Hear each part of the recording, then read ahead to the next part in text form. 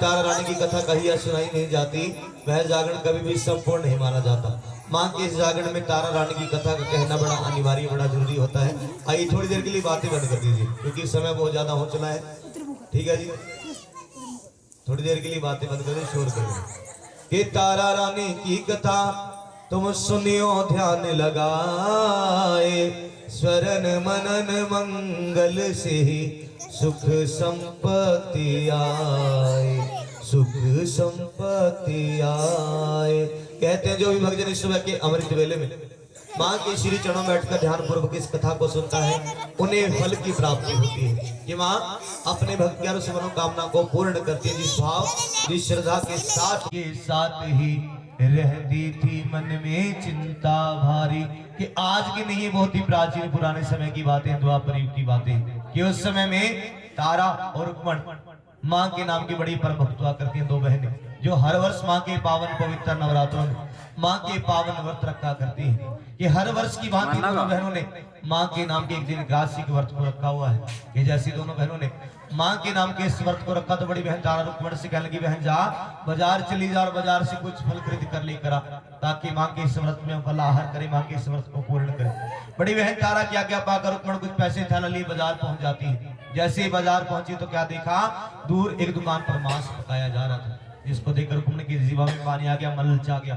रुक्मण ना चाहते हुए भी अपने हिस्से के जो पैसे उनका मांस खरीदती है, मांस को खा लेती है, मांस को छू लेती है, माँ के व्रत को तोड़ देती है, खंडित कर देती है, माँ के नाम का अपमान कर देती है, और बाकी बचे पैसों के फल लेकर पहुंच जाती है बड़ी बहन तारा के पास। के लिए बहन माँ के इस व्रत में फला आहार कर, माँ के इस व्रत को पूर्ण कर। लेकिन इतना सुनते ही बड़ी बहन तारा रुक्मण से कहने लगी, बहन तुमने भी तो माँ के नाम के इस व्रत को रखा है, ले कुछ फल तू भी खा और माँ के इस व्रत को तू भी पूर्ण कर। लेकिन इतना सुनते रुक्मण ना चाहते बड़ी बहन तारा को झूठ ना बोल पाई, और अपनी सारी बात तारा को बता दी कि बहन मैंने ऐसे बाजार में दुकान पर मांस को खा लिया, मांस को छू लिया है, माँ के व्रत को तोड़ दिया, खंडित कर दिया है। इतना सुनते ही तारा क्रोध में गुस्से में आके, रुक्मण तूने माँ के व्रत में मांस को खाकर, मांस को छूकर एक नीच कर्म कमाया, नीचों वाला काम किया है। कि जा मैं तुझे श्राप देती हूँ कि तेरा अगला जो जन्म होगा वो एक नीच जोनी में होगा, तू दर दर भटकेगी। रुक्मण तुझे मांस खाने का इतना शौक चढ़ा है कि जा मैं तुझे श्राप देती हूँ कि तेरा अगला जो जन्म होगा वो एक नीच जोनी में, एक छिपकली जोनी में होगा, तू दर दर भटकेगी, मांस खाएगी।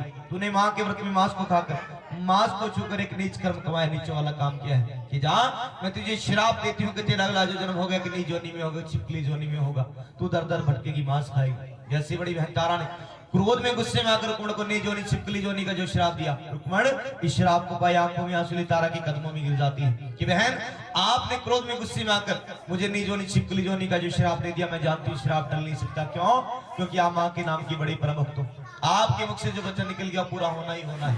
कि आपने क्रोध में गुस्से में आकर मुझे नीच जोनी छिपकली जोनी का जो श्राप दे दिया, मैं जानती हूँ श्राप टल नहीं सकता, लेकिन कभी आने वाले समय में मैं श्राप से मुक्ति पाना चाहूँ, इसका कोई उपाय है? तो बड़ी बहन तारा रुक्मण से कहते कि त्याग और परोपकार से सभी पाप छूट जाते हैं। रुक्मण आने वाले समय में तेरे अगले जन्म में तेरे पास एक ऐसा समय भी आएगा कि उस समय तुझे अपने प्राणों को गवाकर, अपनी इस देह को गवाकर हजारों की संख्या में लोगों की जान को बचाना होगा। जब जाकर तो अपने पाप श्राप से मुक्ति पा सकेगी। कि जैसे बड़ी बहन तारा ने रुक्मण को श्राप से मुक्ति का उपाय बताया, समय बीत रहा है, समय निकलता जा रहा है। ये जिस तरह इंसान बचपन में होता है, जवान होता है और बूढ़ा होकर इस मानुष शोले को त्याग कर परमपिता परमेश्वर के चरणों में अपने जीवन को विलीन कर देता है, उसी तरह तारा रुक्मण भी वृद्ध अवस्था में पहुंचकर अपने उस मानुष शोले को त्याग कर उन परमपिता परमेश्वर के चरणों में अपने जीवन को विलीन कर देते हैं। सच्चे दरबार की समय बीता, समय निकला कि अपनी बहन के दिए श्राप के कारण रुक्मण अपने अगले जन्म में एक छिपकली दे पाए, छिपकली जो नहीं पाए, दर दर भटक मांस खा रही, प्रतीक्षा करेगी कि कब उसके पास वो समय आए कि अपने पाप श्राप से मुक्ति पाने का अवसर मिले। जैसे समय बीता, समय निकला, माँ की कृपा अनुसार रुक्मण को समय अवसर मिला कि जब रुक्मण वो छिपकली दे पाए, अपनी बहन के ये श्राप के कारण अगले जन्म में छिपकली दे पाए, दर दर भटक रही, मांस खा रही और प्रतीक्षा करी कब उसके पास वो समय कि अपने पाप श्राप से मुक्ति पा सके। जैसे समय बीता, समय निकला, माँ की कृपा अनुसार रुक्मण को समय अवसर प्राप्त हुआ कि जब रुक्मण वो छिपकली दे पाए, छिपकली जो नहीं पाए, दर दर भटक रही। ये उन्हीं दिनों की बात है, जंगलों में अज्ञातवास काट रहे पांडव लोग आज शक्ति मां के नाम का एक सुंदर मंदिर बनाए। आई थोड़ी देर के लिए शोर बंद कर दे, बेनती आप लोगों से।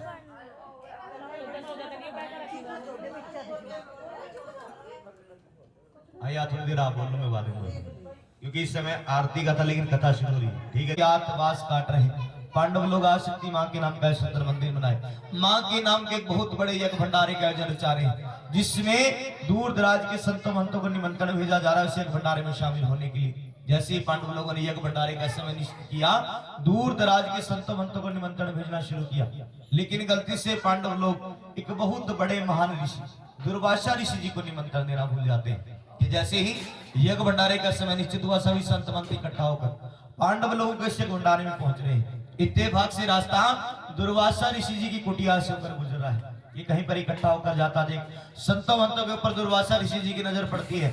मन में भाव विचार जागा, संतों मंतों से पूछ लिया कि आज आप सभी संत मंत इकट्ठे होकर कहाँ जा रहे हैं। संतों मंतों ने बताया कि जंगलों में ज्ञातवास काट रहे पांडव लोग आशक्ति माँ के नाम के एक बहुत बड़े यज्ञ भंडारे का आयोजन जा रहे हैं, जिसमें दूर दराज के सभी संतों मंतों को निमंत्रण भेजा गया उस यज्ञ भंडारे में शामिल होने के लिए। जैसे ही दुर्वासा ऋषि इतनी बात को सुनते हैं, क्रोध में गुस्से में आ जाते हैं कि आज कहलाने योग्य नहीं। जैसे मन में इतना भाव विचार जागा, क्रोध में गुस्से में आ गए, क्योंकि बड़े गर्म स्वभाव के ऋषि थे।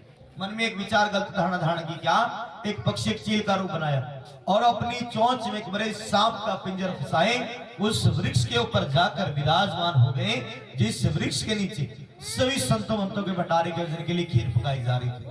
मन में क्या विचार धारणा धारण की, इस मरे हुए सांप के पिंजर को मैं इस खीर की कढ़ाई में गिरा दूंगा, पूरी खीर को जहरीला विषैला बना दूंगा कि जैसे ये संत मंत मिलकर इस खीर को खाएंगे सभी के सभी मारे जाएंगे।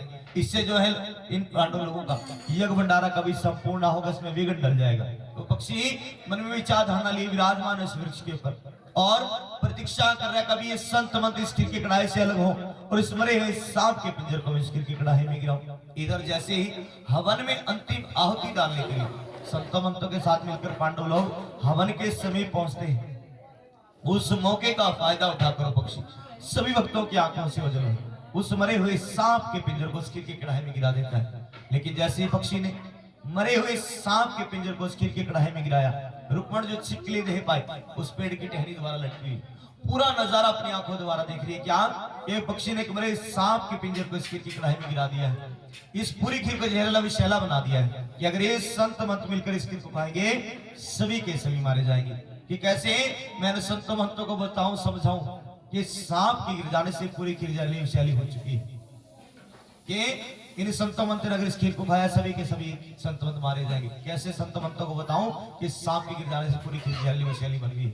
जब कोई मारे कोई रास्ता नहीं सूझा, परमपिता परमेश्वर के चरणों का ध्यान कर बैठती है छिपकली कि हे परमपिता परमेश्वर, आपने मुझे ऐसी जुबान भी नहीं दी कि मैंने संतों मंतों को बोलकर बता सकूं समझा सकूं कि सांप के गिर जाने से ये पूरी खीर जहरीली विषैली बन गई कि अगर आप संत मंत इसकी खाओगे सभी के सभी मारे जाओगे। लेकिन कहते भक्तों जैसे भाव के साथ छिपकली ने परमपिता परमेश्वर के चरणों का ध्यान किया, कहीं बहन की बातों को याद कर लिया कि त्याग और परोपकार से सभी पाप छूट जाते हैं कि अगर तेरे मर जाने से हजारों की संख्या में लोगों की जान बच जाएगी तो अपने पाप श्राप से मुक्ति पा जाएगी। जैसे कहीं बहन की बातों को याद किया, मन में विचार धारणा धारण कर ली कि आज अपने प्राणों को गवाकर, आज अपनी इस देह को गवाकर इन संतों मंतों की जान को बचाकर अपने पाप श्राप से मुक्ति पाऊंगी। इधर हवन में अंतिम आहुति डालने के बाद सभी भक्तों के भंडारे के आयोजन के लिए संत मंत जैसे खीर के कढ़ाई के नजदीक पहुंच रहे तो क्या देख रहे हैं, एक छिपकली पेड़ की टहनी से कभी ऊपर नीचे जा रही।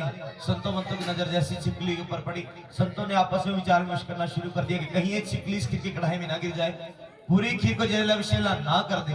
लेकिन छिपकली पहले मन में विचार धारणा ली विराजमान है कि संतों मंतों के आपस में विचार विमर्श करते करते वो छिपकली जानबूझकर उन संतों मंतों की आंखों के सामने उस खीर की कढ़ाई में छलांग लगा देती है। लेकिन जैसे छिपकली ने खीर की कढ़ाई में छलांग लगाई, संत मंत क्रोध में गुस्से में आकर छिपकली को भला बुरा कहना शुरू कर दिया। छिपकली तूने इस खीर की कढ़ाई में छलांग लगाकर पूरी खीर को जहरीला विषैला बनाया, संतों मंतों का भंडारा खराब किया, बिगड़ डाला, एक नीच कर्म कमाया है। ये जा हम तुझे श्राप देते हैं कि तू नीच थी, नीच है और नीचे रहेगी। कहा तो किसी का भला करने के लिए चली, फिर से नीच होने वाला श्राप मिल जाता है। ऐसी बात पहुंच जाती है गुरु घोष जी के पास, महाराज एक छिपकली गिर जाने से पूरी खीर जहरीली विषैली बन गई है, अगर हम संत मंत मिलकर इस खीर को खाएंगे सभी के सभी मारे जाएंगे।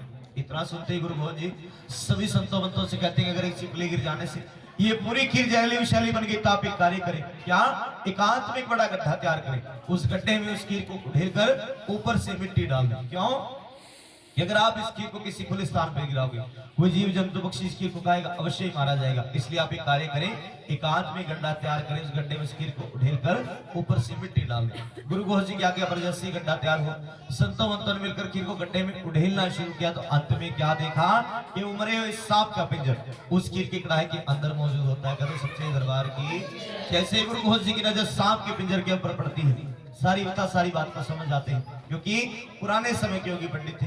अपने ज्ञान ध्यान से देख लिया कि छिपकली ने हम संतों मंतों का भंडारा नहीं खराब किया, बल्कि अपने प्राणों को गवाकर, अपने इस देह को गवाकर हम संतों मंतों की जान को बचाया, अच्छा कर्म कमाया है। यही बात गुरु भुज ने सभी संतों मंतों को बताई समझाई कि छिपकली ने हम संतों मंतों का भंडारा नहीं खराब किया, बल्कि किसी शक्ति, किसी देवी का रूप लेकर होगा, वो सबसे उत्तम जोनी में होगा, एक मानुष चोले के रूप में, एक राजघराने में होगा। लेकिन आप लोगों का दिया श्राप टल नहीं पाएगा।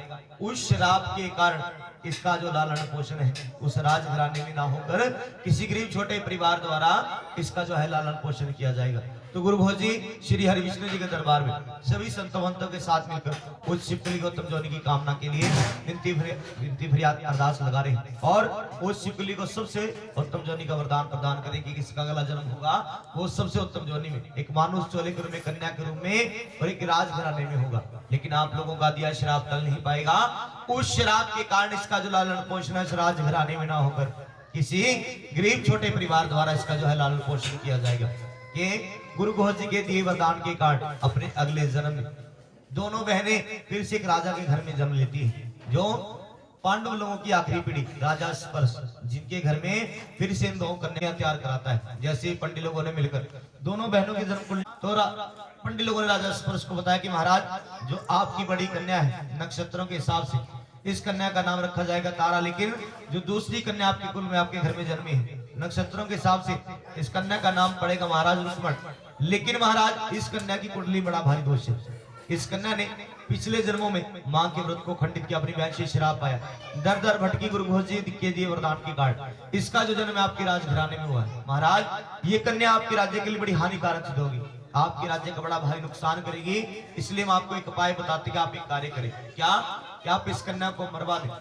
इतना सुनते ही राजा पर चिंता में आ गए। पंडित लोगों से कहने लगे महाराज गौ के मारने का और कन्या के मारने का पाप बहुत बड़ा होता है, मैं इस पाप का भागीदार नहीं बन सकता। अगर आप लोगों के पास कोई और उपाय हो तो कृपया मुझे उपाय बताएं। पंडित लोगों ने आपस में विचार विमर्श किया और राजा स्पर्श से कहा चलो ठीक है महाराज, अगर आप इस कन्या को मरवा नहीं सकते तो आप एक कार्य करें, क्या एक बड़ा लकड़ी का संदूक तैयार कराएं, जिसके बाहर हीरे जवाहरात ऐशो आराम की चीजें लगवाएं, अंदर मखमली से सजवाएं, और रात्रि के समय इस संदूक को कन्या को जहां पहुंचना है पहुंच जाएगी, जहां पलना है पल जाएगी, आप इस दोष इस पाप से मुक्ति पा जाओगे। ये राजा पंडित लोगों की बात से सहमत होकर एक बड़ा लकड़ी का संदूक तैयार कराता है, जिसके बाहर हीरे जवाहरात ऐशो आराम की चीजें लगवाता है, अंदर मखमली से सजवाता है, और रात्रि के समय अपने हृदय पर पत्थर की आंखों में आंसू लिए अपने उस कलेजे के टुकड़े को पंडित लोगों के साथ मिलकर उस संदूक में लिटाकर नदी में पानी में बहा देता है। संदूक पूरी रात बहते बहते राजा की सीमा से बाहर निकल जाता है और एक नदी के किनारे पर आकर घूमने लग जाता है, जहाँ पर रोज एक सुबह सुबह पंडित जी स्नान करने के लिए पहुंचा करते हैं। रोज की तरह पंडित जी नदी पर स्नान करने के लिए पहुंच रहे हैं तो क्या देख रहे हैं, नदी में एक संदूक बहता हुआ जा रहा है, जिसके बाहर बड़े हीरे जवाहरात ऐशो आराम की चीजें लगी है। संदूक को देखते पंडित संदूक को पकड़ने की कोशिश की, लेकिन संदूक वापस पानी की गहराई तक पहुंच चुका है। पंडित जी डूबने लग रहे होते, क्योंकि कहा गया कि लालच बुरी बला होती है। पंडित जी जैसे डूबने लगे अपनी जान बचाए नदी के किनारे पर आकर खड़े हो गए। मन में भाव विचार जागा कि कहीं हाथ आई दौलत हाथों से न निकल जाए, संदूक बहते आगे न चला जाए। इधर उधर अपनी नजर आई तो क्या देखा, दूसरी तरफ एक भील एक मछुआरा उस नदी पर मछली पकड़ने के लिए पहुंचा होता है। जैसे ही पंडित जी की नजर उस भील मछुआरे के ऊपर पड़ी, पंडित जी ने भील को आवाज लगाई, भील थोड़ा पंडित जी के पास पहुंच गया, कहीं महाराज आपने मुझे किस लिए आवाज लगाई। पंडित जी कहने लगे भील जरा नदी में पानी में नजर दौड़ा, क्या तो बहते संदूक को देख पा रहा है? हाँ महाराज मैं संदूक को देख पा रहा हूँ। भील अगर इस संदूक को तो पानी की गहराई से बाहर खींच के लिए आता है, इसके बाद जितने भी हीरे जवाहरात ऐशो आराम की चीजें सब मेरी है, अंदर जितने भी धन दौलत निकलेगी वो सब तेरी है। पंडित जी की बात से सहमत होकर भील नदी में पानी में छलांग लगाई, जाल को फेंका, संदूक को बाहर खींच लिया। पंडित जी अपने वादे अनुसार बाहर के हीरे जवाहरात ऐशो आराम की चीजें लेकर अपने घर की तरफ चल देते हैं। भील भी संदूक को उठाकर अपने घर की तरफ चल देते। खोलकर देखा तो क्या देखा, संदूक के अंदर एक छोटी सी कन्या अंगूठा चूसते हुए मुस्कुरा रही होती है। करो सच्चे दरबार की। जैसे भील की नजर उस कन्या के ऊपर पड़ी, भील की खुशी का ठिकाना नहीं। क्यों?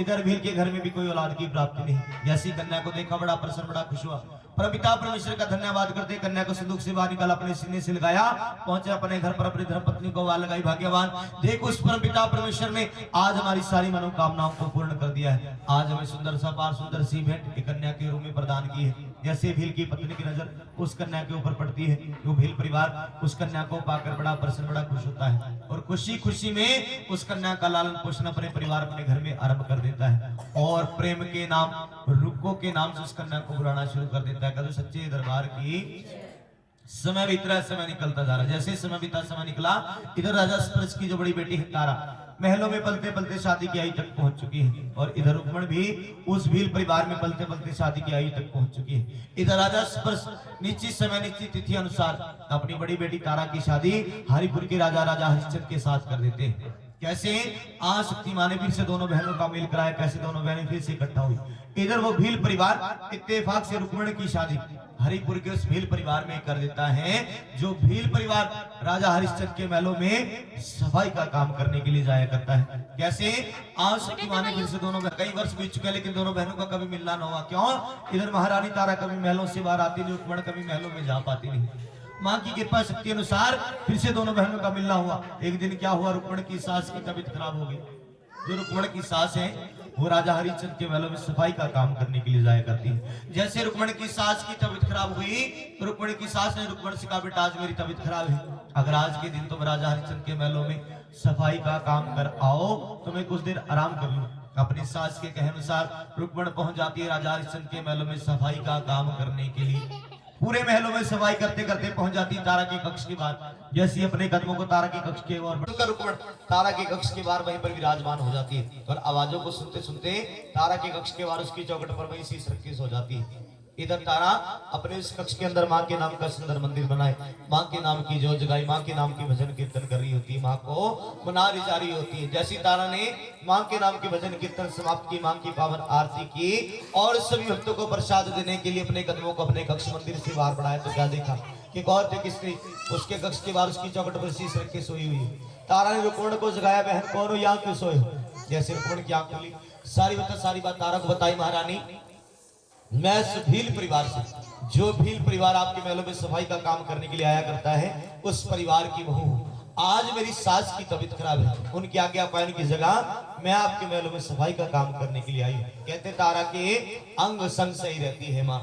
जैसे तारा ने रुक्मण के मुख से इतने वचनों की इतनी बातों को सुना, तारा रुक्मण के मस्तक के तेज को देखकर जान गई, पहचान गई कि जो स्त्री मेरे घर पर सफाई का काम करने के लिए पहुंची है वो किसी गरीब छोटे भील परिवार से नहीं बल्कि युगों से मेरे संग जन्म लेने वाली मेरी छोटी सगी बहन। वही बातें तारा रुक्मण को याद कराने का प्रयास करती है। महारानी, इतने बड़े राजा की राजरानी, मैं आपकी छोटी सगी बहन कैसे हो सकती हूँ? अपनी बराबरी आपके संग कैसे कर सकती हूँ? आपके संग आकर कैसे विराजमान हो सकती हूँ? ये रुक्मणी याद कर कि तूने माँ के व्रत को खंडित किया, मुझसे श्राप पाया, दर दर भटकी, जरूर तेरे पास से कोई अच्छा कर्म हुआ तो तुझे फिर से मानव सोना प्राप्त हुआ। लेकिन रुक्मण को कोई बात याद नहीं आई। अंत में तारा ने माँ की ज्योति का ध्यान करते करते अपना हाथ जैसे रुक्मण के मस्तक के ऊपर रखा।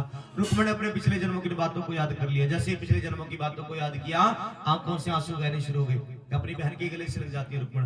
दोनों बहनें अपने सुख दुख की बातों में खोई हुई है। बातों बातों में रुक्मण तारा से पूछा, बहन जब मैं आपके महलों में सफाई का काम करते करते आपके इस कक्ष के बाहर पहुंचती हूँ तो क्या देखती हूँ, क्या सुनती हूँ कि आपके इस कक्ष के अंदर से बड़ी मधुर मीठी आवाजें आ रही थी। आप अपने इस कक्ष के अंदर ऐसा क्या कार्य करी थी कि जिन आवाजों को सुनकर मुझे यहाँ पर नींद आई? तो तारा ने रुक्मण से कहा कि बहन मैं अपने इस कक्ष के अंदर माँ के नाम का सुंदर मंदिर बनाए, माँ के नाम की ज्योत जगाए, माँ के नाम के भजन कीर्तन कर रही थी, माँ को मना जा रही थी। इतना सुनते रुक्मण तारा से कहने लगी, बहन ये माँ कौन है जिसके नाम की तुम भजन कीर्तन करी थी, जिसको तुम मना जा रही थी? रुक्मिणी माँ अष्टभुजी माँ, जो पूरे संसार को चलाती। इतना सुनते रुक्मण तारा से कहने लगी, बहन अगर ये तेरी माँ इतनी शक्तिशाली है, इतना कुछ करने वाली है, अगर मैं भी इससे कुछ मांगू क्या ये मेरी मनोकामना को पूर्ण करने वाली है? क्या रुक्मण अगर तो अपने दिल का भाव माँ के श्री चरणों में रखेगी तो माँ तेरी हर मनोकामना को पूर्ण करेगी। इतना सुनते रुक्मण तारा से कहने लगी, बहन मेरी शादी को कई वर्ष बीत चुके हैं, मेरे घर में अभी तक कोई औलाद की प्राप्ति नहीं है, अगर मैं तेरी माँ से औलाद की कामना करूं तो क्या ये मेरी सोनी गोदी को भरेगी? क्या रुक्मण अगर तुम माँ के श्री चरणों में कुछ सुखना? रुक्मण तारा से कहने लगी, बहन ये माँ के श्री चरणों में सुखना अरदास कैसे लगाई जाती है? तब तारा रुक्मण से कहने लगी, बहन अपने हाथ में एक टका लेकर, जिसको हम सिक्का बोलते हैं, उस समय में सोने चांदी के सिक्के चला करते, बहन अपने हाथ में एक टका लिए माँ के श्री चरणों में विराजमान हो, माँ के श्री चरणों में सुखना अरदास लगा कि माँ अगर तेरी कृपा से मेरी सोनी गोदी भर जाए, मेरे घर में औलाद की प्राप्ति हो जाए, तो माँ मैं भी आपके नाम की चौकी सजाऊंगी, आपके नाम का जागरण कराऊंगी। कि बड़ी बहन तारा की के अनुसार रुक्मण अपने हाथ में वो टका लिए विराजमान है माँ के श्री चरणों में, और अपने दिल का भाव, दिल का दर्द माँ के श्री चरणों में बयान कर रही है। कैसे? आज शक्ति माँ अपनी दया दृष्टि रुक्मण के ऊपर बरसा रही। रुक्मण क्या कह रही? माँ के श्री चरणों का ध्यान करते बोली, साचे दरबार की हो दे के लाल मैनू अर्जा गुजार दी, हो सुनी मेरी चोली अम्बे दरते पुकार जी, हो सुनी मेरी गोदी अम्बे दरते पुकार जी, हो दे के लाल मैनू अर्जा गुजार दी, हो सुनी मेरी चोली अम्बे दरते पुकार जी, हो चंद्राए जग मैनू ताने पिया मारदा, दिल ना सहाय मेरा दिल वाजा मारदा, सुनिया तू लखां दिया गोदियां शंगार दी, सुनिया तू लखां दिया गोदियां शंगार दी, हो सुनी मेरी चोली अम्बे दरते पुकार जी, हो सुनी मेरी गोदी अम्बे दरते पुकार जी। बोली साचे दरबार की। जैसे रुक्मण अपने दिल का भाव, दिल का दर्द मां के श्री चरणों में बयान किया। मां ने रुक्मण की उस करुण पुकार को सुना और अपनी दया दृष्टि रुक्मण के ऊपर बरसाई। मां की कृपा अनुसार रुक्मण के घर में एक सुंदर से बालक ने जन्म लिया। कदू सच्चे दरबार की। रुक्मण अपने बालक के मोह में इतना पड़ चुकी है कि उसे याद नहीं रहा कि उसने मां के श्री चरणों में कुछ सुखना अरदास लगाई है। इसी तरह 5 वर्ष बीत चुके हैं। रुक्मण का जो बालक है वो 5 वर्ष का हो चुका है, लेकिन रुक्मण को याद नहीं कि उसने मां की श्री चरणों में कुछ सुखना अरदास लगाई है। कहते हैं जब इंसान इस जगत जननी मां परमपिता परमेश्वर को भूल जाता है तो वो परमपिता परमेश्वर जगत जननी मां अपने भक्तों को अपनी याद दिलाने के लिए क्या करते हैं कि अपने भक्तों को छोटे छोटे संकटों में, छोटी छोटी बीमारियों में गिरा देते हैं। उसी तरह रुक्मण ने मां की श्री चरणों में जो सुखना अरदास लगाई है उसे भूल चुकी है। तो रुक्मण को अपनी सुखना वो याद कराने के लिए आज शक्ति मां रुक्मण की बड़ी भारी भिक्षा ले रही है। क्या कर रही है कि रुक्मण के उस बालक को आज शक्ति मां बीमार कर देती है। उसे चेचक, जिससे बड़ी माता भी बोलते हैं, वो बीमारी हो जाती है। बालक इतना बीमार कि सभी वैद्य हकीमों को मृत्यु के समीप तक पहुंच चुका है। कहते हैं जब इंसान के ऊपर दुख संकट बीमारी की घड़ी आती है, अपने सगे संबंधियों की याद आती है। जब कोई मारा, कोई राजधानी सुजा, रुक्मण को तो बड़ी बहन तारा की याद आई। क्या किया? अपने बालक को अपनी गोद में उठाया, पहुंच गई तारा के महलों में। बहन, जिस तेरी मां की कृपा से मेरी सोनी गोदी भरी, मुझे औलाद की प्राप्ति हुई, आज यही तेरी मां मेरे इस बालक को अपनी बीमारी से ग्रस्त करके मुझसे छीनने के लिए जा रही है। इतना सुनती तारा रुक्मण से कहने लगी, बहन ये तू मां के प्रति कैसे वचन, कैसे बोल कह रही है? मां के खजाने भरे अपने भक्तों को लुटाने के लिए, ना कि उससे कुछ छीनने के लिए। जरूर तेरे पास से मां की भक्ति में कोई त्रुटि, कोई भूल हो गई, जो मां तेरी इतनी बड़ी भारी भिक्षा ले रही है। मां अपने भक्तों की इतनी बड़ी भारी भिक्षा कभी नहीं लेती। लेकिन इतना सुनते रुक्मण ने तारा से कहा, बहन मेरे पास से कोई भूल, कोई त्रुटि ना हुई, मैं नियम से हमेशा मां को याद करती हूँ। रुक्मण तेरे पास से कोई ना कोई भूल अवश्य हुई है। लेकिन रुक्मण को कोई बात याद नहीं आई। अंत में तारा मां की ज्योति का ध्यान करते करते रुक्मण को याद कराती। रुक्मण याद कर, आज से 5 वर्ष पूर्व तूने इसी स्थान पर बैठकर मां के श्री चरणों में सुखना अरदास लगाई थी। मां अगर तेरी कृपा से मेरी सोनी गोदी भर जाएगी, मेरे घर में औलाद की प्राप्ति हो जाएगी, मैं भी तेरे नाम की चौकी सजाऊंगी, तेरे नाम का जागरण चाहूंगी। रुक्मण 5 वर्ष बीत चुके हैं, लेकिन तूने अभी तक मां की सुखना को पूर्ण नहीं किया। तू मां के नाम का जागरण चाह, मां तेरे बालक को बिल्कुल स्वस्थ तंदुरुस्त बना देगी। इतना सोच कर तेरे घर पर मां के नाम के जागरण को रचाएंगे। बहन वो पंडित लोग कहाँ मिलेंगे जो मेरे घर पर आकर इस जागरण को रचाएंगे? रुक्मण जा, मंदिर में विराजमान पंडित लोगों को निमंत्रण देकर आती आज की रात्रि उन भक्तों ने तेरे घर पहुंचकर ये मां की चौकी सजानी, मां के नाम का जागरण रचाना है। बड़ी बहन तारा की आज्ञा पाकर रुक्मण पहुंची। जैसे मंदिर में विराजमान पंडित लोगों के पास अपनी बात को दोहराया, महाराज आज की रात्रि मेरे घर पहुंचकर मां की चौकी सजाए, मां के नाम का जागरण रचाए। इतनी बात को सुनकर पंडित लोग रुक्मण से पूछ बैठे कि आप हमें ये बताओ कि आप कौन, कहां से आए हो, हमें कहां पर पहुंचकर मां के नाम के जागरण को रचाना है? तो रुक्मण ने बताया, महाराज मैं इस भील परिवार से, जो भील परिवार राजा हरिश्चंद्र के महलों में सफाई का काम करने के लिए जाया करता, इस परिवार से आई हूँ। आप भक्तों ने मेरे घर पहुंचकर मां की चौकी सजानी, मां के नाम का जागरण रचाना है। इतना सुनते ही पंडित लोग आश्चर्य में आगे रुक्मण से कहने लगे, रुक्मण हम राज घराने के पंडित, राजा के पंडित, तेरे घर पहुंचकर माँ के नाम की चौकी नहीं सजा सकते, माँ के नाम का जागरण नहीं रिचा सकते, क्योंकि हम गरीब छोटे भील परिवार में जाकर माँ के नाम का जागरण नहीं रिचाते। अगर राजा को इस बात का पता लग गया कि हमने तेरे घर जाकर माँ के नाम के जागरण को रचाया है, राजा या तुम्हारी गर्दन हमारे धड़ से अलग कर देगा या अपने राज्य से देश निकाला दे देगा। ऐसा कर, कुछ पैसे यही दे जा, हम तेरे नाम का जागरण हम तुझे पहले मना कर चुके हैं। यमराज घराने के पंडित छोटे भील परिवार में जाकर माँ के नाम का जागरण नहीं रिचाया करते। इतना सुनते ही रुक्मण ने पंडित लोगों से कह दिया, महाराज मैं किसी गरीब छोटे भील परिवार से नहीं, बल्कि महारानी तारा की छोटी सगी बहन, उसने मुझे आप भक्तों के पास मेरे घर पर जागरण कराने का निमंत्रण देने के लिए भेजा है। इतना सुनते ही पंडित लोग आश्चर्य में आ गए, यहाँ इतने बड़े महलों की महारानी और एक छोटे से भील परिवार से संबंध रखने वाली अपनी बराबरी राजा की राजरानी के साथ कर रही है। कि महाराज मेरी बात में बिल्कुल सच्चाई है, मैं सच में महारानी तारा की छोटी सगी बहन हूँ, उसने मुझे आप भक्तों के पास मेरे घर पर जागरण कराने का निमंत्रण देने के लिए भेजा है। इतना सुनते ही पंडित लोगों ने आपस में विचार विमर्श किया और जानबूझकर रुक्मण के आगे एक शर्त रख दी। रुक्मण से कहने लगे, रुक्मण हमारे यहाँ जो जागरण सत्संग कीर्तन मंडली की प्रधान है वो यहाँ की महारानी तारा है, अगर वो तेरे घर पर माँ के नाम का जागरण कराने का निमंत्रण स्वीकार करती है तो हम तेरे घर पहुंचकर माँ की चौकी जरूर सजाएंगे, माँ के नाम का जागरण जरूर चाहेंगे।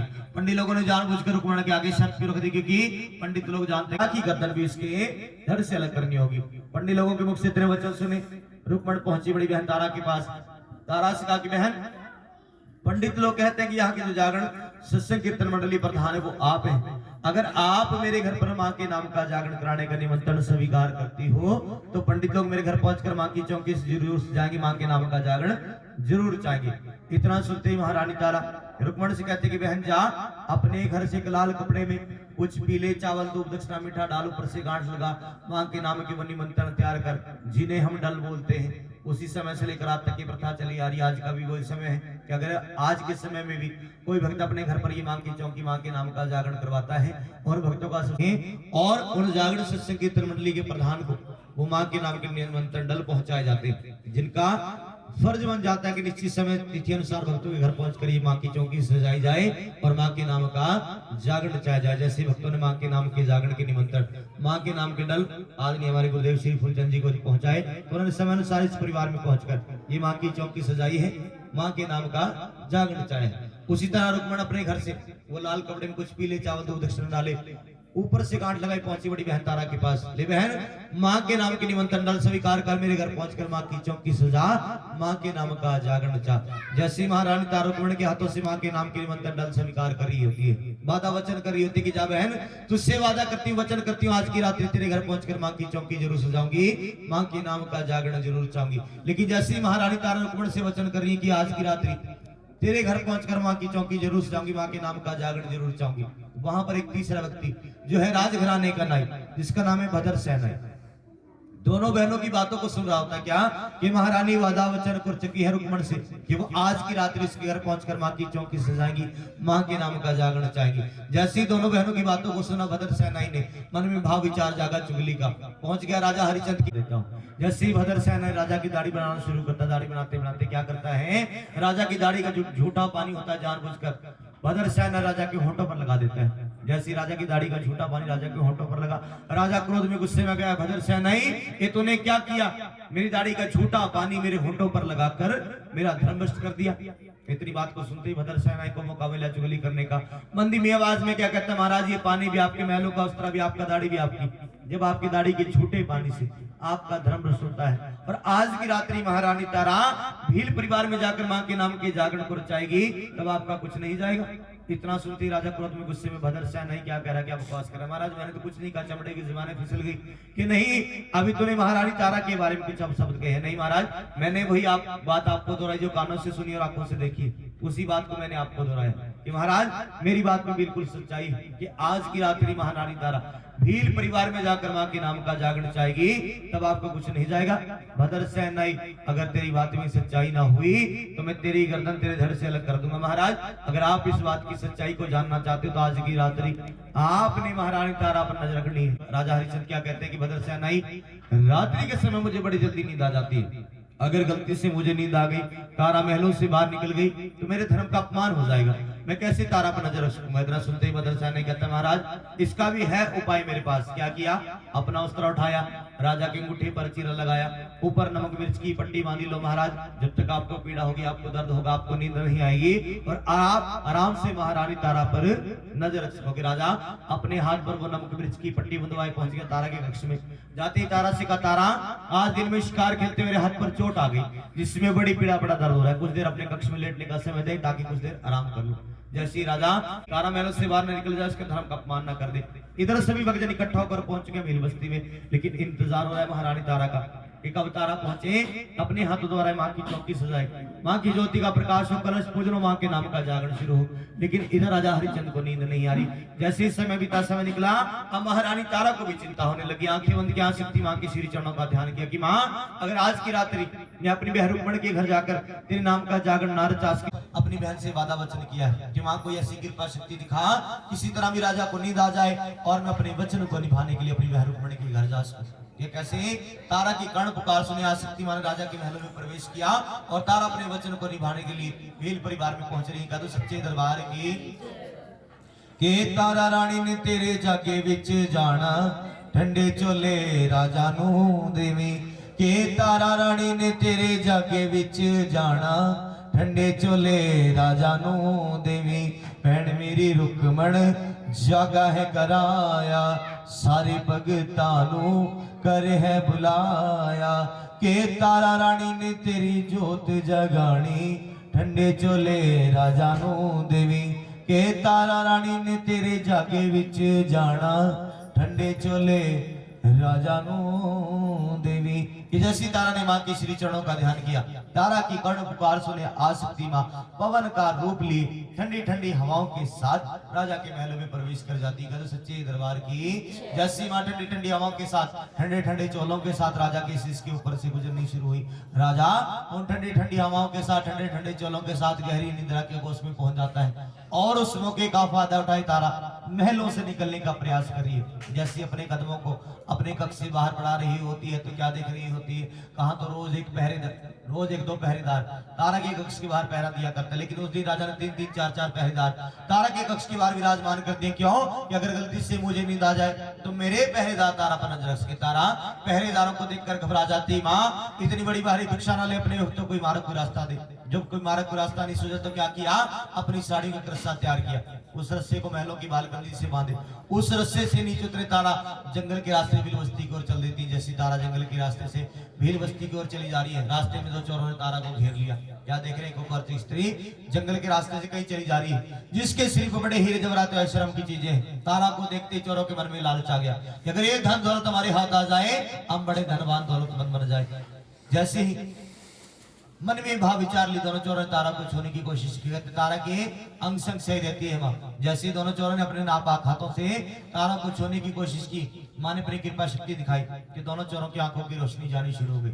जैसे ही चोर तारा को छूते हैं, दोनों चोरों की आंखों की रोशनी जानी शुरू हो जाती। छीना झपटी में तारा के हाथ का कंगन, रेशमी रुमाल दोनों चोरों के हाथों में छूट जाता है। तारा अपनी जान बचाए जंगल के रास्ते होते होते पहुंच जाती भील बस्ती में, जहां पर सभी भक्तजन मिलकर उसका इंतजार कर रहे होते हैं। तारा सभी भक्तों के साथ मिलकर भील परिवार में प्रवेश करती है, अपने हाथों द्वारा मां की चौकी सजाती है, मां की ज्योति का प्रकाश होता है, कलश पूजन होता है, मां के नाम का जागरण शुरू हो जाता है। समय बीतरा, समय निकलता जा रहा है। जैसे समय बीता, समय निकला, इधर राजा हरिचंद की भी आंख खुल गई। जैसी आंख खुली तो क्या देखा, तारा महलों में नहीं है। क्रोध में गुस्से में आ गया, कहीं सच में तारा भील परिवार में मां के नाम का जागरण चाहने तो नहीं चले गई। क्रोध में गुस्से में क्या किया, अपनी तलवार अपने हाथों में उठाई, अपना मुंह ढका, तुलसी जंगल के रास्ते से होते हुए चल दिया भील बस्ती की ओर। क्या आज इस बात की सच्चाई को जानकर रहूंगा। जैसे ही राजा जंगल के रास्ते भील बस्ती की ओर चला जा रहा है, रास्ते में उन दोनों चोरों ने राजा को भी घेर लिया। राजा से कहने लगे, कौन हो तेरी रात्रि की, कहां जा रहे हो। राजा जानबूझकर झूठ बोल देता कि डाकू लुटेरा चोर हूं, आने जाने वालों का सामान लूटता हूं। अगर राजा पहले कह देता कि राजा हूं तो चोर पहले देखकर भाग जाते, इसलिए झूठ बोल दिया, डाकू लुटेरा चोर हूं, आने जाने वालों का सामान लूटा करता हूं। राजा ने बातों बातों में पूछ लिया कि अभी तक हाथ कुछ लगा।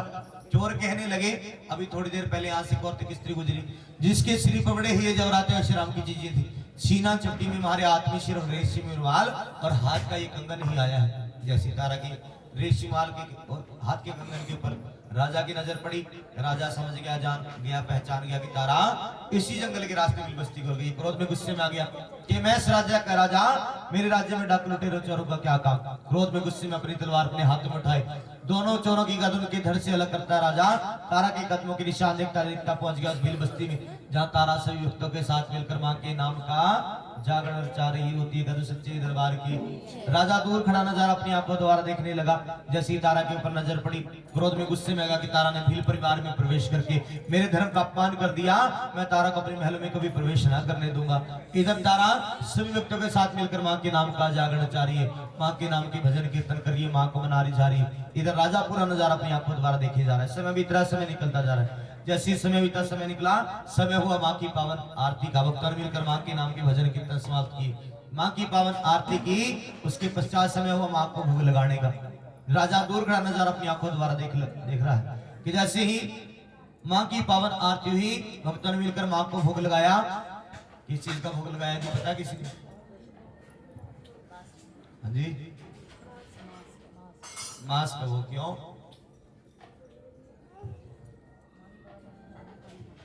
बोली साचे दरबार की।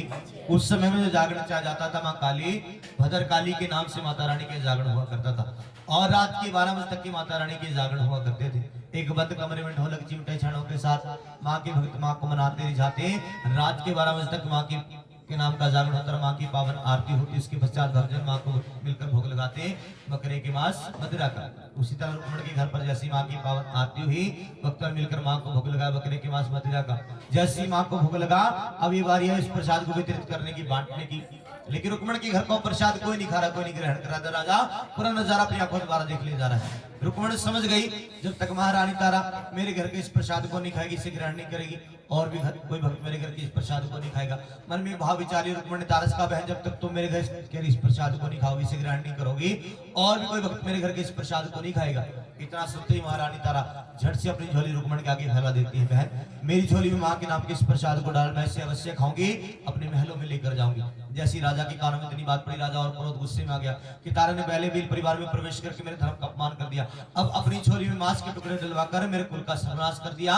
मैं तारा को मांस के टुकड़ों के साथ अपने महलों में कभी प्रवेश न करने दूंगा, बल्कि इसकी गर्दन इसके धड़ से अलग कर दूंगा। इधर मांस का प्रसाद, मांस के टुकड़े जैसे तारा की झोली में डालती है। तारा अपनी झोली में मांस का प्रसाद डलवाए, मांस का के टुकड़े डलवाए, जल्दी जल्दी में सारे कार्य करवाए, समय अनुसार अपने महल में पहुंचने का प्रयास करिए। जैसे अपने कदमों को भील परिवार से बाहर बढ़ा रही होती है, राजा जो क्रोध में गुस्से में भरा खड़ा है, अपने आप को नहीं रोक पाता, क्रोध में गुस्से में झट से अपने हाथ द्वारा तारा की झोली को पकड़ लेता है। जैसी तारा की नजर राजा के ऊपर पड़ी, तारा समझ गई आज राजा ने पूरा नजारा अपनी आंखों द्वारा देख लिया।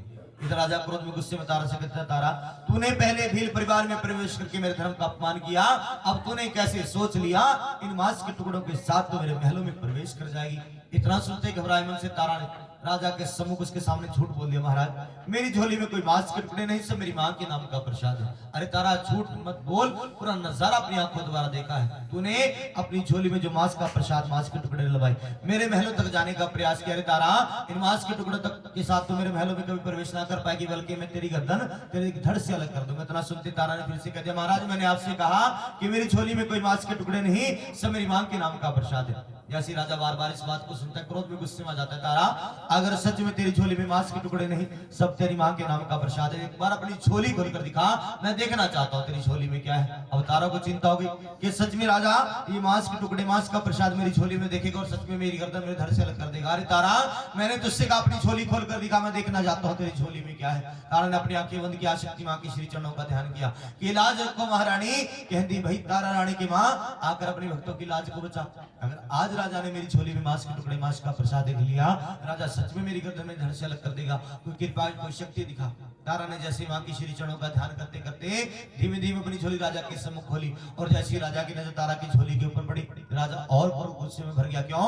कि मां की कृपा शक्ति अनुसार जितने भी मांस के टुकड़े तारा की झोली के अंदर मौजूद होते हैं, सब मां की कृपा अनुसार पंचमेवे प्रसाद, भोपा गिरी चौरे में वादाक, इन सब के रूप में तब्दील हो चुके होते हैं। कहते सच्चे दरबार की। जैसे राजा की नजर पंचमेवे प्रसाद के ऊपर पड़ी, राजा और क्रोध में गुस्से में तारा, तू जादू जानती है टोना जानती है, तूने जादू टोना कर दिया, मांस के टुकड़ों को पंच में वे प्रसाद के रूप में तब्दील कर दिया। तारा ने राजा क्रोध में गुस्से में, क्योंकि राजा नास्तिक प्राणी, मां को न मानने वाला, तारा से कहता तारा अगर ये सच में तेरी मां इतनी शक्तिशाली है, ये इतना कुछ करने वाली है, तो मैं भी आज जान करूंगा ये तेरी मां क्या कुछ करने वाली है, इसकी परीक्षा ले करूंगा, इसके पंथ को जान करूंगा। महाराज मां की शक्ति को जानना, मां की परीक्षा लेना और मां के पंथ को जानना इतना आसान नहीं। अगर तुझे मां की शक्ति को जानना है, मां के पंथ को जानना, मां की परीक्षा लेनी है ना, तो तुझे खुद कठिन से कठिन परीक्षा से गुजरना होगा। तारा कठिन से कठिन परीक्षा से गुजरने के लिए तैयार हूं, लेकिन जान कर रहूंगा ये तेरी मां क्या कुछ करने वाली, आज इसकी परीक्षा ले करूंगा, इसके पंथ को जान करूंगा। ठीक है महाराज, तुझे मां की शक्ति को जानना, मां की परीक्षा लेनी, मां के पंथ को जानना है ना, तो मेरे दो वचन है तुझसे, क्या जो भी तुझसे कार्य करने के लिए कहूंगी तुम मुझसे उल्टा सवाल जवाब नहीं करेगा। दूसरा, तेरी आंख में एक भी आंसू नहीं आना चाहिए। तारा तुझसे वचन वादा करता हूं, हर एक वो कार्य करने के लिए तैयार हूं जो भी तुम मुझसे करने के लिए कहेगी। ठीक है महाराज, मां की शक्ति को जानना, मां की परीक्षा लेनी ना, अब ऐसा कर चल अपने महलों में और अपने हाथ द्वारा मेरी मां के नाम की ज्योति जगा। राजा जैसे तारा के साथ अपने महलों में पहुंचता है, महलों में पहुंचते ही अपने हाथ द्वारा मां की ज्योति का प्रकाश कर देता है। तारा तेरे के अनुसार तेरी मां के नाम की ज्योति जगा दी, लेकिन अभी तक आकर तेरी मां ने दर्शन दिए, उसके पंथ का ज्ञान न हो। महाराज अभी तो और कठिन से कठिन परीक्षाओं से गुजरना बाकी है, जैसा कहती हो ना वैसा करता चला जा। मां की शक्ति को जानना, मां की परीक्षा लेनी है ना, अब ऐसा कर अपनी तलवार अपने हाथों में उठा, पहुंच जा अपने अस्तबल में और जा जाकर अपने प्रिय घोड़े नीले घोड़े का सर उसके धड़ से अलग कर किया। राजा ने यहाँ देखा ना ताव, क्रोध में गुस्से में तलवार अपने हाथों में उठाए पहुंच गया अपने अस्तबल में, जाती अपने प्रिय घोड़े नीले घोड़े का सर उसके धड़ से अलग कर दिया। सच्चे दरबार की ले तारा, तेरे के अनुसार तेरे मां के नाम की ज्योत जगा दी, तेरे के अनुसार अपने इकलौते प्रिय घोड़े का सर उसके धड़ से अलग कर दिया, लेकिन अभी तक आकर तेरी मां के दर्शन न दिए, उसके पंथ का ज्ञान न हो। महाराज अभी तो और कठिन से कठिन परीक्षाओं से गुजरना बाकी, जैसा कहती हूँ वैसा करता चला जा। तुझे मां की शक्ति को जानना, मां की परीक्षा लेनी ना, तो इसके लिए तुझे कार्य करना होगा। क्या? इसके लिए तुझे अपने इकलौते बेटे जिसका नाम है सुंदर के नाम का जगन रचाना होगा। इसके लिए तुझे अपने इकलौते बेटे सुंदर का सर उसके धड़ से अलग करके मां के श्री चरणों में अर्पण करना होगा। राजा तेरी बात को सुने, अपने हृदय की ममता मारे, अपनी तलवार अपने हाथों में उठाए अपने इकलौते बेटे को आवाज लगाता है। जैसे ही राजा का बेटा राजा के सम्मुख पहुंचा, राजा अपने हृदय की ममता मारे, अपनी तलवार अपने हाथों में उठाए, अपने इकलौते बेटे सुंदर का सर उसके धड़ से अलग कर देता है। कह दो सच्चे दरबार की ले तारा, तेरे के अनुसार तेरे मां के नाम की ज्योत जगा दी, तेरे के अनुसार अपने प्रिय नीले घोड़े का सर उसके धड़ से अलग कर दिया और तेरे के अनुसार अपने इकलौते बेटे के नाम का जगन रचा दिया, लेकिन अभी तक आकर तेरी मां ने दर्शन न दिए, उसके पंथ का ज्ञान न हो। महाराज अभी तो और कठिन से कठिन परीक्षाओं से गुजरना बाकी है, जैसा कहती हूँ करता चला जा। मां की शक्ति को जानना, मां की परीक्षा लेनी है ना, अब ऐसा कर अपने बेटे के श्री के छोटे छोटे टुकड़े करा, अपने घोड़े के श्री के छोटे छोटे टुकड़े करा, अलग दो कढ़ाओं में डाल, मांस का भोग तैयार करा। बोली साचे दरबार की। आओ जी, माता रानी को भोग लगाना और थोड़ी देर के लिए परिवार वाले क्या नाम है शक्ति को जानना, मां की परीक्षा लेनी ना, ऐसा कर अपने बेटे के श्री के छोटे छोटे टुकड़े करा, अपने घोड़े के श्री के छोटे छोटे टुकड़े करा, अलग दो कढ़ाओं में डाल, मांस का भोग तैयार करा। राजा अपने बेटे के श्री के छोटे छोटे टुकड़े करा देता है, अपने घोड़े के श्री के छोटे छोटे टुकड़े कराता है। मैंने एक आज ये भी कार्य हो गया, लेकिन अभी तक आकर तेरी मां ने दर्शन ना दी, उसके पंथ का ज्ञान ना हो। महाराज अभी तो और कठिन से कठिन परीक्षाओं से गुजरना बाकी, जैसा कहते हो वैसा करता चला जा। मां की शक्ति को जानना, मां की परीक्षा लेनी ना, वैसा कर इन मांस के टुकड़ों को अलग 5 थालों में डलवा, रुमाल से ढक और मेरे इसमें पिला कर रख दे। राजा उन मांस के टुकड़ों को अलग 5 थालों में डलवाता है, रुमाल से ढकता है। तारक तेजी शोर ना करे, अलग 5 थालों में डालता है, रुमाल से रखता है, तारा के सिर में प्लाग रख देता है। तारा तेरे के अनुसार ये भी कार्य हो गया, लेकिन तूने मांस के टुकड़े अलग 5 थालों में क्यों डलवाए? इन्हें कौन खाएगा, कौन ग्रहण करेगा? एक महलों में तू है, एक मैं हूं, लेकिन तूने मांस के टुकड़े अलग 5 थालों में डलवा दिए। महाराज ये सारा प्रसाद हम मिलकर खाएंगे, सब मिलकर ग्रहण करेंगे, जैसा कहती हूँ वैसा करता चला जा। मां की शक्ति को जानना, मां की परीक्षा लेनी ना, अब ऐसा कर ये पहली थाली उठा, पहुंच जा मेरी मां की ज्योति के समीप, जा जाकर मेरी मां को भोग लगा करा। राजा क्रोध में गुस्से में पहली थाली उठाई पहुंच गया मां की ज्योति के समीप। जैसे ही मां को भोग लगाने के लिए थाल के ऊपर से धीमे धीमे रुमाल को उठाया तो क्या देखा कि मां की कृपा शक्ति अनुसार जितने भी मांस के टुकड़े थाले के अंदर मौजूद होते हैं, सब हलवे पूरी के रूप में तब्दील हो चुके होते हैं। तो सच्चे दरबार की उसी समय से आसक्ति मां को ये वैष्णव प्रसाद हलवे पूरी का प्रसाद आसक्ति मां को लगना शुरू हुआ। जैसे राजा ने हलवे पूरी के प्रसाद को देखा, क्रोध में गुस्से में आ गया, ये सच में तारा जादू जानती है, टोना जानती है। अपने हाथों द्वारा थाल के अंदर मांस के टुकड़े डाले, मांस का प्रसाद डाला। तारा ने फिर कोई जादू टोना कर दिया। थाल को मां की ज्योति के समीप छोटा पहुंच गया तारा के पास। ले तारा, मैंने तेरी मां को भोग लगा दिया, लेकिन अभी तक आकर तेरी मां ने दर्शन न दिए। तेरे उसके मुझे पंथ का ज्ञान हो महाराज, अभी तो और कठिन से कठिन परीक्षाओं से गुजरना बाकी। जैसा कहती हूँ वैसा करता चला जा। मां की शक्ति को जानना, मां की परीक्षा लेनी ना। अब ऐसा कर, ये दूसरी थाली उठा, इससे मुझे भोग ग्रहण करा। राजा ने क्या किया, दूसरी थाली उठाई और जैसे ही तारा को भोग ग्रहण कराने के लिए थाल के ऊपर से रुमाल को उठाया तो क्या देखा, मां की कृपा अनुसार जितने भी मांस के टुकड़े थाली के अंदर मौजूद होते हैं सब 5 प्रकार के फलों के रूप में तब्दील हो जाते हैं। कह दो सच्चे दरबार की जो मां की ज्योति के अंदर ये 5 प्रकार के फल लगाए जाते हैं, इसलिए मां की ज्योति में ये 5 प्रकार के फल लगाए जाते हैं। जैसे राजा ने दूसरी थाली के ऊपर से रुमाल को उठाया तो जितने भी मांस के टुकड़े होते हैं वो 5 प्रकार के फलों के रूप में तब्दील हो जाते हैं। कहते सच्चे दरबार की जैसी तारा ने भोग ग्रहण के लिए तारा तेरे के अनुसार ये भी कार्य हो गया, लेकिन अभी तक आकर तेरी मां ने दर्शन न दिए, उसके पंथ का ज्ञान न हो। महाराज अभी तो और कठिन से कठिन परीक्षाओं से गुजरना बाकी है। जैसा कहती हूँ वैसा करता चला जा। मां की शक्ति को, मां की परीक्षा लेनी, मां के पंथ को जानना ना। ऐसा करी, तीसरी थाली उठा, इससे तू भोग ग्रहण कर। इतनी बात को सुनते ही राजा क्रोध में गुस्से में आ गया। तारा से कहने लगा, तारा तू भी झूठी, तेरी मां भी झूठी, कोई मां कोई शक्ति नहीं। तारा मैं तेरी सारी चाल को समझ चुका, तू क्या करने वाली क्या कराने वाली। खुद तो भील परिवार में जाकर अपना धर्म भ्रष्ट कर चुकी है, मांस खाकर अपना धर्म भ्रष्ट कर चुकी है। अब तू मुझे भी मांस खिलाकर मेरा धर्म भ्रष्ट करने पे लगी है। अरे तारा कोई मां नहीं, कोई शक्ति नहीं, अब तू भी मरने के लिए तैयार हो जा, मैं तेरी गर्दन भी तेरे धड़ से अलग कर दूंगा। महाराज इतना भी मान घमंड ठीक नहीं, जैसा कहती हूँ ना वैसा करता चला जा। मां की शक्ति को जानना, मां की परीक्षा लेनी है, मां के पंथ को जानना है। ये तीसरी थाली उठा, इससे तू भोग ग्रहण कर। राजा सोचता जहां तेरी परीक्षाओं से गुजरा हूं ये भी परीक्षा देकर रहूंगा। क्या किया, तीसरी थाली उठाई, तीसरी थाली से जैसे मांस का टुकड़ा उठाकर अपने दांतों तले रखा, राजा का मन पसीज गया, आंखों से आंसू बहने शुरू हो गए। क्यों कि राजा ने जो तीसरी थाली से मांस का टुकड़ा उठाकर अपने दांतों तले रखा, वैसे वैसा टुकड़ा नहीं बल्कि राजा के बेटे की चीज उंगली, छोटी उंगली राजा के दांतों तले आ गई, जिसके कारण राजा का मन पसीज गया, आंखों से आंसू बहने शुरू हो गए। जैसे तारा राजा के बहती आंसू को देखा, महाराज मैंने आपसे पहले कहा था कि जो भी कार्य करने के लिए कहूंगी हर एक वो कार्य करना होगा। दूसरा, तेरी आंख में एक भी आंसू नहीं आना चाहिए। महाराज मां की शक्ति को जानना, मां की भिक्षा लेनी, मां के पद को जानना चाहो, आंखों की आंसुओं को रोकना होगा। क्रोध में गुस्से में राजा, अरे तारा ऐसा कौन बाप है जो अपने बेटे के शरीर के छोटे छोटे टुकड़े कराकर उनका मांस का भोग खाता है। अब कहती आंखों की आंसू को रोको महाराज, ऐसा कहती हूँ ना वैसा करता चला जा। अगर मां की शक्ति को जानना, मां की परीक्षा लेनी है तो आंखों की आंसुओं को रोकना हो। राजा सोचता जहां तेरी परीक्षाओं से गुजरा हूं ये भी परीक्षा दे करूंगा। जैसे ही मांस के प्रसाद को ग्रहण किया, ले तारा तेरे के अनुसार ये भी कार्य हो गया। ये महाराज अभी तो और कठिन से कठिन परीक्षाओं से गुजरना बाकी है। जैसा कहती हूँ वैसा करता चला जा। मां की शक्ति को जाना, मां की परीक्षा लेनी ना। अब ऐसा करे, चौथी थाली उठा और पहुंच जा अपने स्तबल में, जाकर अपने प्रिय घोड़े नीले घोड़े को जाकर ये भोग ग्रहण करा। इतनी बात को सुनकर राजा और क्रोध में गुस्से में आ गया। तारा तू सच में पागल हो चुकी है, तेरा दिमाग खराब हो चुका है। जिस घोड़े को मैंने अपने हाथों द्वारा मार दिया, जिसके शरीर के मैंने छोटे छोटे टुकड़े कराए, ये मांस का भोग तैयार करा दिया, तू कहती है ये चौथी थाली उठाकर उस घोड़े को भोग ग्रहण करा दूं जो घोड़ा मर चुका है। हमारा जैसा कहती हो ना वैसा करता चला जा। चौथी थाली उठा, पहुंच जा अपने स्तबल में। राजा ना चाहते क्रोध में गुस्से में चौथी थाली उठाई, जैसे अपने स्तबल की ओर चला और अपने कदमों को अपने स्तबल की ओर बढ़ाया तो क्या देखा, मां की कृपा शक्ति अनुसार राजा का इकलौता प्रिय घोड़ा जीवित अवस्था में राजा के स्तबल में बंधा खड़ा होता है। कहते सच्चे दरबार की कि जैसी राजा की नजर अपने इस प्रिय घोड़े के ऊपर पड़ी, राजा हैरान परेशान कि जिस घोड़े को अपने हाथों द्वारा मार दिया, जिसके शरीर के छोटे छोटे टुकड़े करा दिया, मांस का भोग तैयार करा दिया, वही घोड़ा जीवित अवस्था में मेरे स्तबल में बंधा खड़ा है। राजा हैरान परेशान मन के भाव विचार बदलने शुरू हुए कि सच में कोई ना कोई महान बड़ी शक्ति है। क्यों? क्योंकि किसी आम इंसान के बस की बात नहीं जो किसी मरे जीव को फिर से जीवित कर सके। सच में कोई ना कोई महान बड़ी शक्ति है। जैसे मां के प्रति सेवा भाव श्रद्धा भाव जागी और राजा अपने घोड़े को भोग लगाने के लिए घोड़े के समीप पहुंचा और थाल के ऊपर से होले होले रुमाल को उठाया तो क्या देखा, थाल के अंदर बन गए काले छोले जो घोड़ों की खुराक भी है।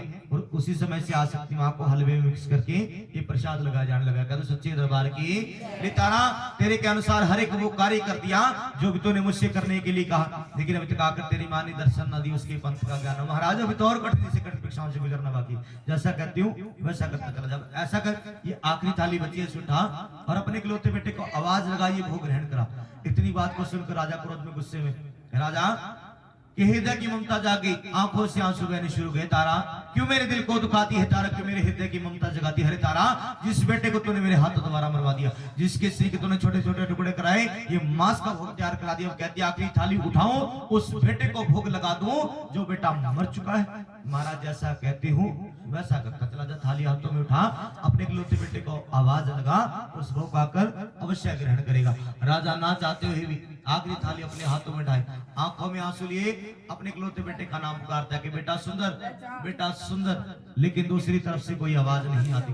राजा के मन में पछतावा जाग गया, तारा के बहकाव में आकर मैंने क्या कार्य कर दिया। मेरे कुल को, मेरे वंश को बढ़ाने वाला मेरा इकलौता बेटा, मेरे जाने के बाद मेरा कोई नाम लेने वाला, अपने से इकलौते बेटे को अपने हाथों द्वारा मार दिया, अपने कुल का सर्वनाश अपने हाथों द्वारा कर दिया। अरे तारा, अब तू भी मरने के लिए तैयार हो जा, मैं तेरी गर्दन भी तेरे धड़ से अलग कर दूंगा। महाराज, इतना विमान घमंड ठीक नहीं। एक बार अपने हृदय में अपने बेटे के नाम का भाव जगा, प्रेम जगा, जो जगा उस भोग का अवश्य ग्रहण करेगा। राजा ना चाहते फिर भी तारा के अनुसार अपनी आंखों में तेज आंसू लिए कपकपाती आवाज में, धीमी आवाज में जैसे अपने इकलौते बेटे का नाम फिर से पुकारता है, तो क्या जगता मां की कृपा शक्ति अनुसार राजा का इकलौता बेटा सुंदर जीवित अवस्था में राजा के सम्मुख आकर खड़ा हो जाता है। कहते सच्चे दरबार की, जिसकी वेशभूषा कुछ और ही बनी हुई है, मां के नाम के पीले रंग के वस्त्र पहने, मस्तक पर मां के नाम की चुनरी, मां के नाम का तिलक लगा है। राजा ने जैसे अपने इकलौते बेटे को जीवित अवस्था में पाया, बेटा मैंने तेरी गर्दन पर तलवार चलाई, तेरे शरीर के छोटे छोटे टुकड़े कर दिए, लेकिन तू मेरे सामने जीवित अवस्था में खड़ा है। लेकिन राजा का बेटा सुंदर क्या कहता है, पिताजी आपने मेरी गर्दन पर कोई तलवार ना चलाई,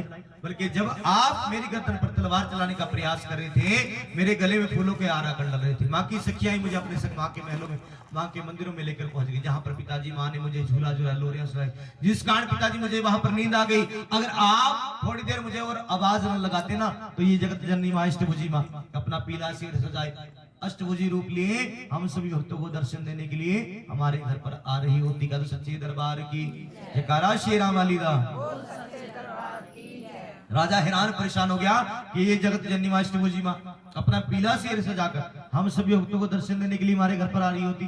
राजा समझ गया, जान गया, पहचान गया कि सच में कोई महान बड़ी शक्ति है जो पूरे कुल संसार को चलाती है, जिसकी मर्जी के बिना पत्ता नहीं हिलता, जो पूरे कुल संभाली है, और जिस शक्ति का ज्ञान, जिसके दर्शन मेरे इस बालक को हो चुके हैं। राजा के मन में पछतावा जाग गया कि जिस पंथ को जानने के लिए, जिस शक्ति को ज्ञान पाने के लिए मैं इतनी कठिन परीक्षाओं से गुजरा हूँ, मेरे अभिमान घमंड के कारण उसको शक्ति ना कर मुझे कभी दर्शन ना देने, लेकिन मन में लालसा है किसी तरह भी माँ की शक्ति का ज्ञान, उसके पंथ का ज्ञान हो जाए। जब कोई मार्ग को रास्ता नहीं सूझा, आंखों में आंसू लिए हाथ जोड़े तारा से कहने लगे, तारा मैं नादान हूँ प्राणी, इस माँ की शक्ति को ना जान सका, उल्टा इसकी परीक्षा लेने के लिए चला, लेकिन तारा मैं समझ चुका हूँ, जान चुका हूँ, ये माँ पूरे कुल संसार का लालन पोषण करने वाली है, जिसकी मर्जी के बिना एक पत्ता नहीं हो सकता, और जिस शक्ति का ज्ञान, जिस पंथ का ज्ञान मेरे इस बालक को हो चुका है। तारा अगर आज इस माँ के दर्शन ना कर सका, इसके पंथ को ना जान सका, तो मेरा जीवन व्यर्थ है। तारा मैं जानता हूँ तो अकेली है जो उस माँ के पंथ का मुझे ज्ञान करा सकती, किसी तरह माँ के दर्शन करा, उसके पंथ का ज्ञान करा।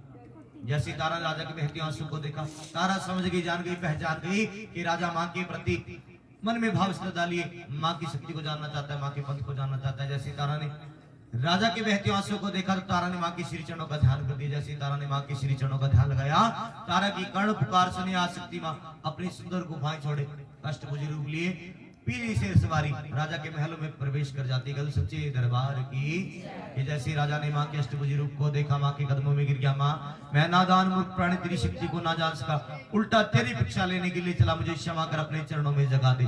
जैसे ही माँ के नेत्र, माँ की आंखें खुली, तो माँ ने सबसे पहले राजा से कहा, मैं राजा सबसे पहले मैं तुझसे एक वचन चाहती हूँ, क्या कि जो तूने अपने महलों में ये ऊंचे नीचे छोटा बड़ा वाला भेदभाव चला रखा है, सबसे पहले इसको समाप्त कर, क्योंकि राजन मेरा कोई भक्त मेरे लिए ऊंचा नीचा छोटा बड़ा नहीं है, मेरे सभी भक्त मुझे एक समान प्रिय है। जो भी श्रद्धा भाव के साथ मिलकर मुझे मनाता रह जाता है, मैं अपने भक्त के घर में हमेशा वास करती हूँ, उसकी हर मनोकामना को पूर्ण करती हूँ। कि राजा मैं तुझसे वचन चाहती हूँ कि तो अपने राज्य में मेरे नाम के एक ऐसे भव्य मंदिर का निर्माण करा, जिसमें मेरे सभी भक्तों को मेरे समान दर्शन करने के अवसर मिले, मेरी पूजा आराधना करने के अवसर मिले, कोई छोटे बड़ों वाला कोई भेदभाव ना हो। राजा माँ से वचन करता है कि माँ मैं तेरे नाम के कैसे भव्य मंदिर का निर्माण अवश्य कराऊंगा, जिसमें तेरे सभी भक्तों को तेरे समान दर्शन करने के अवसर मिलेंगे, तेरी पूजा आराधना करने के अवसर मिलेंगे, कोई छोटे बड़ों वाला कोई भेदभाव नहीं होगा। जैसी आसक्ति माँ राजा युगों से सच्चे हृदय भाव के साथ मेरी भक्ति की मुझे बनाया रिझाया कि मैं तेरी धर्मपत्नी तारा की भक्ति से इतनी प्रसन्न, इतनी खुशी हो जाते जाते इसे एक वरदान देते हुए जाना चाहती हूँ, क्या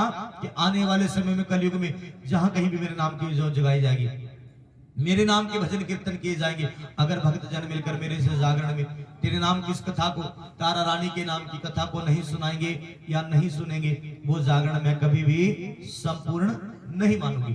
स्वयं आशक्ति मां तारा के नाम को ये युगों तक अमर करने का वरदान देकर अंतर ध्यान हो जाती है। इसलिए मां के इस जागरण में ये तारा की आने वाले समय जो जगाएगा, मुझे हलवे पूरी छोले का भोग लगाएगा, मैं अपने भक्त के घर में विश्वास करूंगी, इसके हर मनोकामना को पूर्ण करूंगी। अगर भक्त जन मिलकर मेरे से जागरण में तेरे नाम की इस कथा को नहीं सुनाएंगे नहीं सुनेंगे, वो जागरण में कभी भी संपूर्ण नहीं मानूंगी।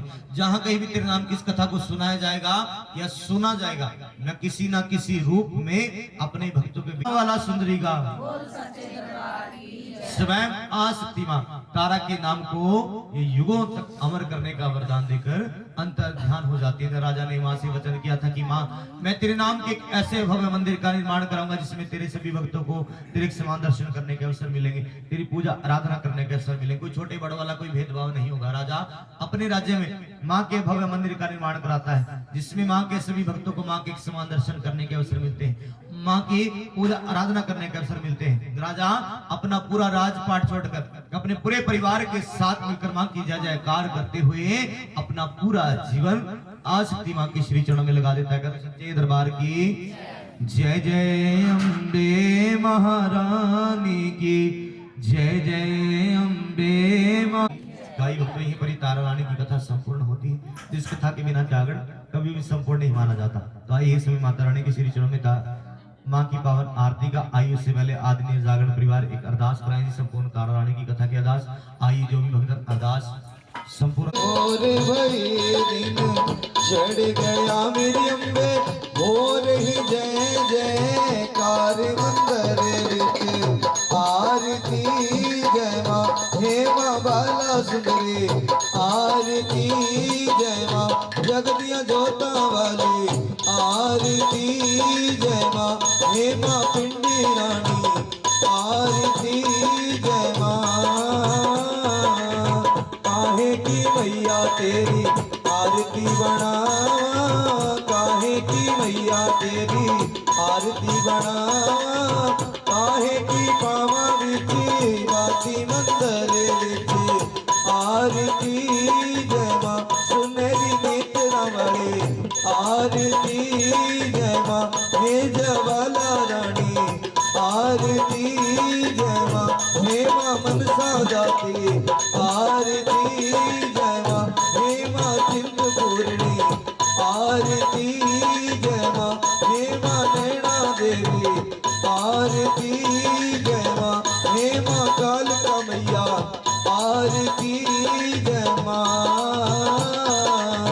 सर्व सोने दी तेरी आरती बनावा, सर्व सोने दी तेरी आरती बनावा, अगर कपूरी पावा बाती मंदिर विच आरती जय मां उच्चे मंदिरा वाली आरती जय मां सूहे चोलिया वाली आरती जय मां हे मां पिंडी रानी आरती जय मां हे पहाड़ा वाली आरती जय मां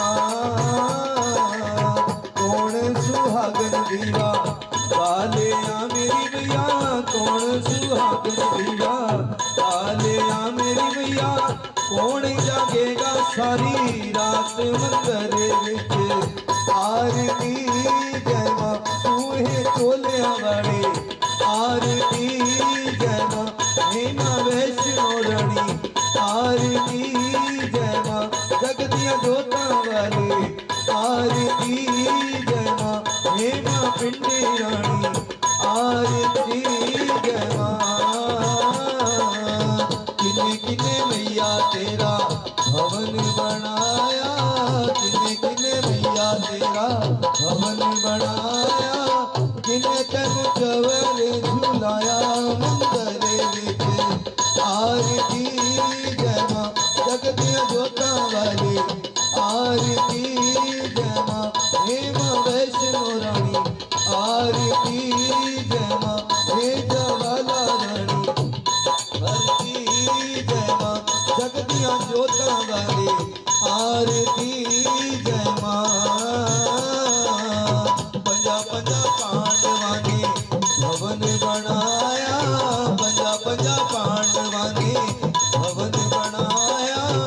अर्जुन चवर झुलाया मंदर विच आरती जय मां जगदियां जोतां वाली आरती जय मां हे पहाड़ां वाली आरती जय मां हे मां पिंडी रानी आरती जय मां ऊंचे पवनां वाली आरती जय मां युग युग जीवे तेरा जमुवे दा राजा युग युग जीवे तेरा जमुवे दा राजा जुग जुग जीवे तेरा नाहड़िया राजा जुग जुग जीवे तेरा नाहड़िया राजा जिस तेरा पवन बनाया मंदिर विच आरती जय मां हे मां वैष्णो रानी आरती जय मां हे मां बाला सुंदरी आरती जय मां हे मां पिंडी रानी आरती जय मां जगदियां जोतां वाली आरती जय मां सिमरन चरण तेरा ध्यान यश गावे सिमरन चरण तेरा ध्यान यश गावे ध्यान यश गावे नंद लाल यश गावे ध्यान यश गावे नंद लाल यश गावे जो ध्यावे सोमा ओयो फल पावे जो ध्यावे सोमा ओयो फल पावे रखवाने दी लाज मंदर विच आरती जय मां सुहे चोले वाले आरती जय मां जगदियां जोतां वाले आरती जय मां हे मां पिंडी रानी जय मां जगदियां जोतां वाले आरती जय मां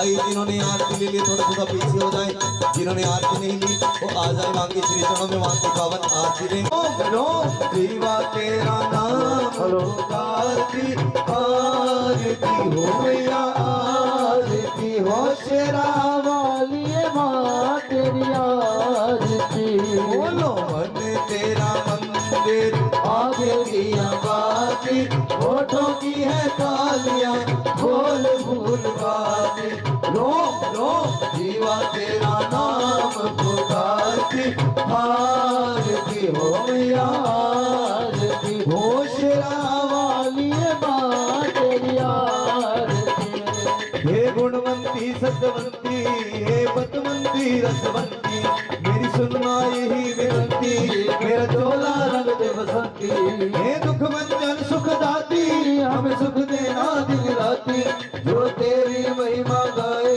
वो मगिया मुरादा पाए जो तेरी महिमा गाए वो मगिया मुरादा पाए हारे आंख तेरी ओर निहारती बोलो मन तेरा मंदिर आगे दिया बाती होठों की है थालियां बोल भूल बाती लो लो जीवा तेरा नाम पुकारती आरती हो मैया आरती हो शेरा वाली मां तेरी आरती हे महालक्ष्मी मां गौरी तू अपने आप ही जोरी तेरी कीमत तू ही जाने तू भला बुरा पहचाने ये कहते दिन और रातें फिर लिखी न जाए बातें कोई माने या ना माने हम भगत तेरे दीवाने कोई माने या ना माने हम भगत तेरे दीवाने तेरे